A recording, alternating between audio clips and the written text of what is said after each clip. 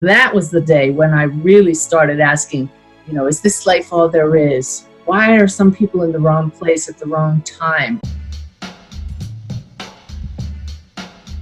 I've taught thousands of people mediumship. I train people in mediumship to go for the wows, evidence-based, verifiable facts from the spirit world type of mediumship that really raises the bar. And that's why I love teaching, because my teaching is very practical. This is exactly how you do it. That reading with your wife saved my life. We really are part of something so much bigger. Focus is such a key element of connecting across the veil. Channeling is just going to a higher level. If they step into my body, we merge so completely. It's all about the love, because love truly never dies. Hey everybody, I'm Andy Dooley, and I am here with a special guest, Suzanne Giesemann, and she is very well known, a medium. She can contact those that have transitioned, that are on the other side, and she can do readings.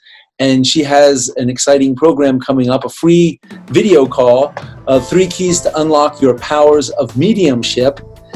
She's got some really great insights. I've been watching her videos online and reading her blog, and just the information and the timing of this is just incredible. And so I wanted to share this with you guys. So if this calls to you, you're excited about this, you want to go further, you want to develop your skills to connect to whether it's your higher self or those that have transitioned. Today on the call, she'll share some stories and some insights on how you too can develop your mediumship powers, your ability to tune into infinite intelligence, source energy, whatever you want to call it. Susan, welcome. Thank you. Thank you, Andy. And it's Suzanne. Suzanne is I don't dismiss that name Susan, because it's my stepdaughter, Susan, just a little bit of a different name. It was her very unexpected death in 2006 that opened up this whole other world to me. So all of my work is in honor of Susan. So I don't mind hearing that name at all. Okay, Suzanne. Yeah, I was reading that as well, that unexpected event where did I read that correctly? She was struck by lightning? She was a sergeant in the Marine Corps, crossing the flight line at her duty station in North Carolina. And the worst part, Andy, is she was 6 months pregnant with her first child. Yeah. And so that made you start questioning and examining, like, how could this happen, and why did it happen to someone I love so much? So what was one of the main things you did after the seeking that really clicked for you, that made sense?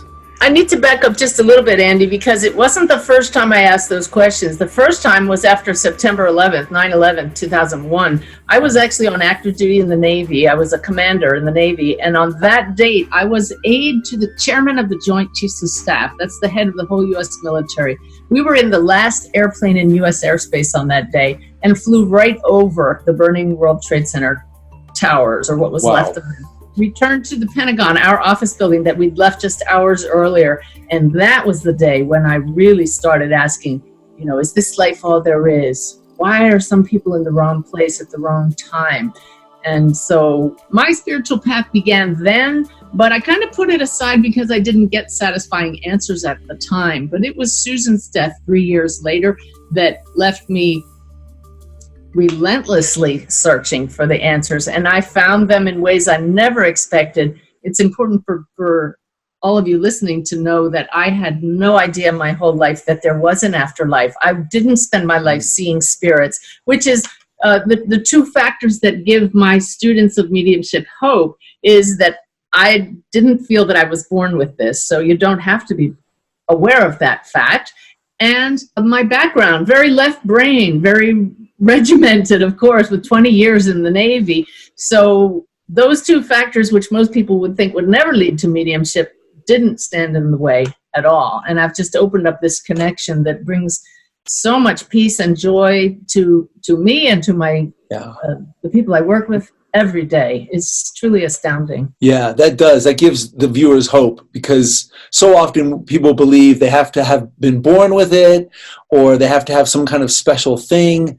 And it's great to hear that, you spent your whole life, left brain, Navy, military, not even thinking about life after life or life after death. Your quote about to paraphrase, everybody has this ability because you have a soul. That's right. That's right. And what happened was when I first began meditating to connect with our Susan myself, somehow I knew that you could not kill her spirit. And it's true because we have connected. In fact, we had several dream visits just last night, several dream in one night from Susan. It was beautiful. But having then discovered she truly is still with us, then I discovered I could connect not just to Susan, but other people's loved ones, which blew me away. And I wanted to know, how is this possible? So I discovered that it is the fact that we are souls in a human body. And then how can we open that connection up even more has become my daily passion. And because what's beautiful, Andy, is once we open up that connection and find out how very near the spirit world is and how very accessible it is, it just keeps getting better. And I train people in mediumship to go for the wows, those things that come through from those across the veil that we couldn't possibly know, that are far from generic, that leave people absolutely convinced, oh my God, that was my loved one. So you wanted a story, I can give you one just from yesterday. Yes, please share a wow story. I had a client who was in another country, halfway around the world, and that doesn't matter because the loved ones in spirit are just right here no matter where we are. Yeah. And this woman's family members came through, including father, and she was just thrilled to hear from him. And he showed me the family members lined up. And I said to her, after all kinds of evidence, he showed me how he passed and his personality. She said, this is spot on. That's my dad. But to just cement it, this father showed me the children in the family lined up. And I said to her, he's showing me that scene out of The Sound of Music where the kids are all lined up on the mountainside. She just threw her head back and laughed. And she said, The Sound of Music is our family joke. My mother has watched it 500 times, and the whole family just watched it last weekend. So wow. That's a wow. See, that's what I mean. I teach people that if we don't realize the spirit world will give us those kind of wows, some mediums may settle for, oh, they love you very much, and nice messages that feel good. But me as a left brain person, when I took my husband to a medium, not knowing if this was real, hoping beyond hope to hear from our Susan, and she gave us hardcore evidence, that rocked my world. Wow. That is my goal in any reading. And when I teach people to do this work, you want to do that for people. You want to change their whole worldview to understand we really are part of something so much bigger. Wow, what a great story. And yeah, we're all connected. There's more of them than there are us. And it's profound what we're experiencing and what's happening here on planet Earth. So you wanted stories, and you just said we're so connected. You're just leading me right into the perfect. Okay, perfect. So last weekend I was speaking at the Soul Summit in Scottsdale, Arizona, a big conference for like-minded folks like you and everybody that's listening, that we know there's something more. This is our passion to talk about this kind of thing. And I had given several presentations. I had channeled my guides, pretty tired, but I woke up on the third morning of the conference and was supposed to give a workshop later that afternoon. And suddenly I had the feeling, I'd kind of like to do a reading for someone today. And I thought, am I crazy? I don't have the energy for that. Where did that come from? Right. And suddenly I became aware of the presence of the daughter of one of the conference attendees. She was actually dropping in on me from the spirit world. Oh. I kept seeing her mom over and over at the conference, and I remembered her from doing a reading for her about a year earlier.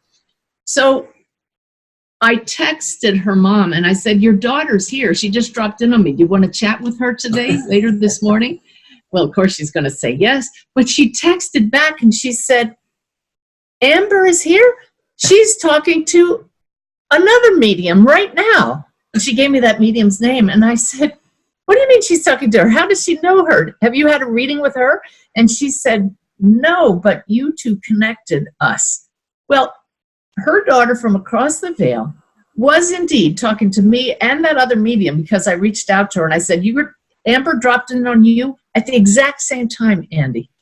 And that other medium got the most incredible evidence to prove it was that daughter. I don't have the time to go into it now in the short time we have together. But the web of connections is incredible.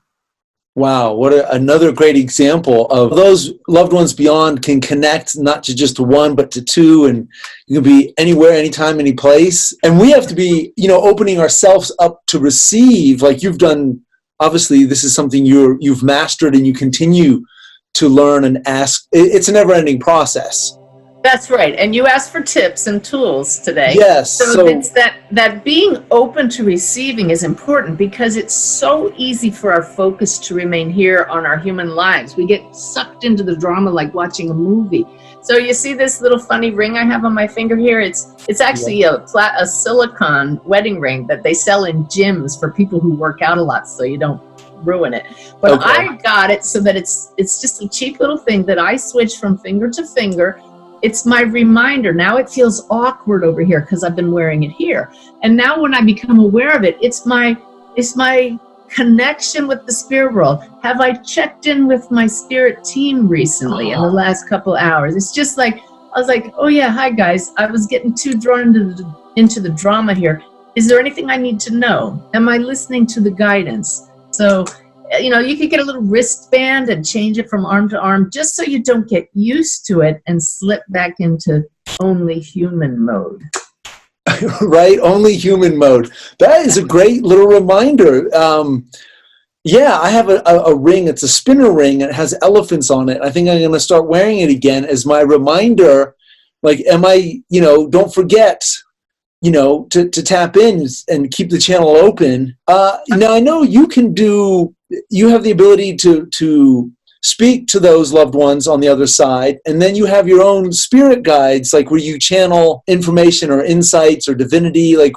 So what is the difference between those two ways of connecting? The channeling is just going to a higher level. We're tapping into guides and truly some of the masters. Anybody can do this because we all have guides and we are all connected through that web to the higher levels of consciousness.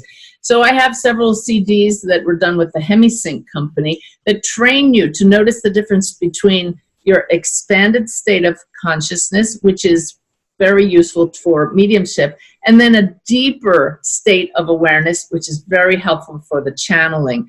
I've been doing this so many years now, and I know my guides so well that I no longer have to go into the deeper state. I just shift, and the information is just right here. Wow. So that's one of those things, because I've had to learn how to do it step by step, and they have taught me, the guides. Right. That's why I love teaching, because my teaching is very practical. This is exactly how you do it. Unlike I've heard other teachers that say, well, you just do it. But some people really need to know how, step by step. Yeah, and that's what, so on the free video call, you're going to be sharing the 3 keys to unlock the powers of mediumship to get people tuning into that awareness, and here's some simple steps you can follow to start your journey.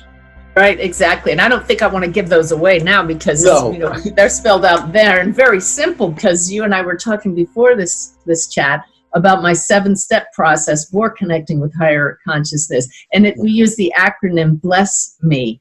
And acronyms are totally a military thing, but they're really useful for keeping us on track and focused. That focus is such a key element of connecting across the veil. Focus. And then we can train ourselves to do that.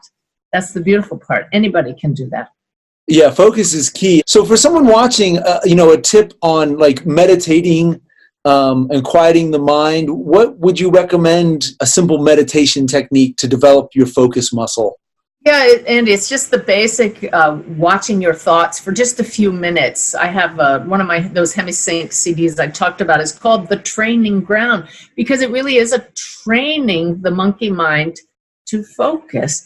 And so the basic, imagine the clear sky and your thoughts are like clouds that travel across it. And for maybe 5 minutes a day, if you just say, I'm going to sit and train myself to notice my thoughts and just let them float through like a cloud, that has benefits that pay off in peace throughout the day, in greater focus on whatever tasks you're doing. And you don't have to do this forever. It's really a training period so that when you want to focus on a task, be it mediumship or a project for work or school, you just settle into that same feeling and your distractions are so fewer. Good. Yeah, I've been meditating now for 5 years daily, and it has changed my mind, my body, my ability to focus and stay present longer. It's really been one of the best gifts I've given myself. But some people don't want to sit in a chair for 5 minutes. So how about going for a walk? Excellent, to get out in fresh air and nature. And while you're doing that, train yourself to just notice what you're seeing. I'm looking at a tree. There's a house. There's a street sign I've never noticed before. That may sound like a waste of time. It's simple mindfulness practices. And while you're focusing on what's present, the monkey mind is not going to the past or the future and running amok. And that really pays off in mediumship. Yes, my first teacher here in the United States was Janet Nohavec, and she's certified with the Arthur Findlay College in England.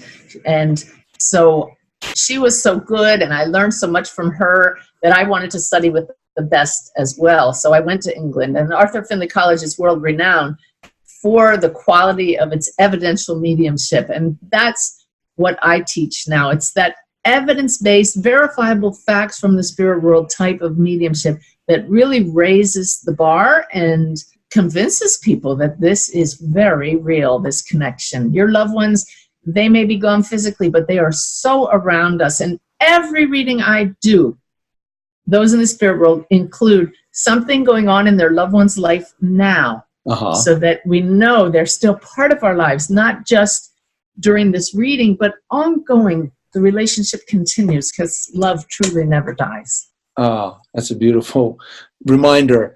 And now when you receive the messages, I know you were talking about some people see it and you're not as visual. Some people hear it, or you guys are playing charades, so to speak. That's exactly what it is. And I'm actually quite visual, except I don't see the spirit people. Okay. It's as if they step into my body. We merge so completely. The charades are my hands pointing at this, only it's their hands.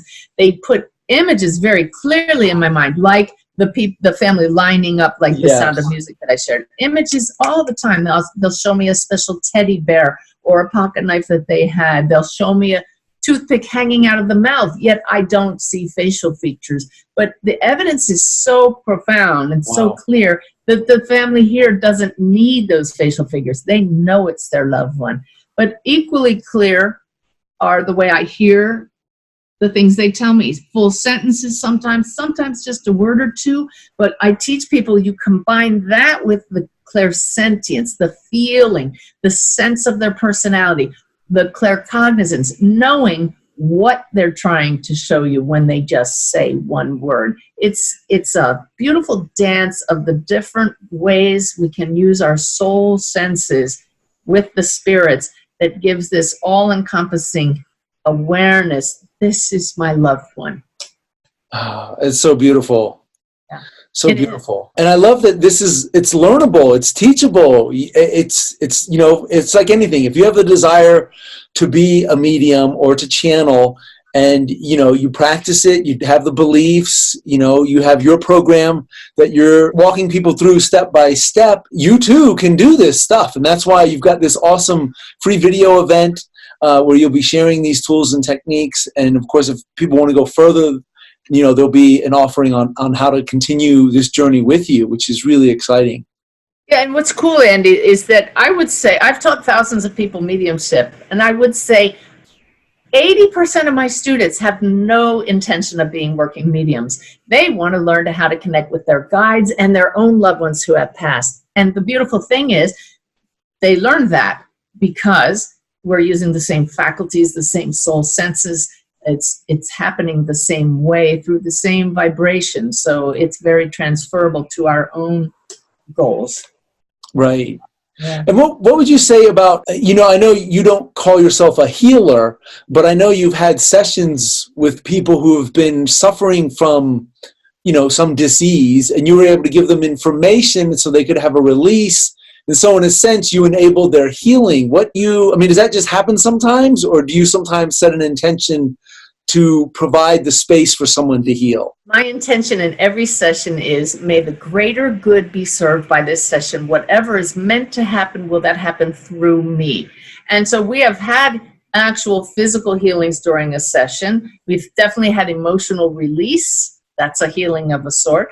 I had one father across the veil in the spirit world tell his daughter, my client, that the water in her house was what was causing her headaches. And he told me what was in the water, gave me the chemical symbol for it. And I know nothing about chemistry. And she had her water tested, and darned if that wasn't what was going on. It was just astounding.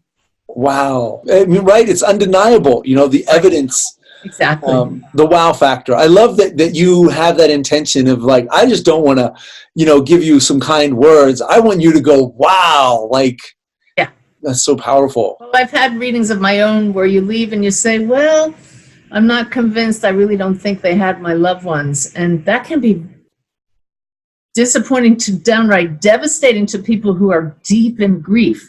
And so I really want people to know their loved ones are here.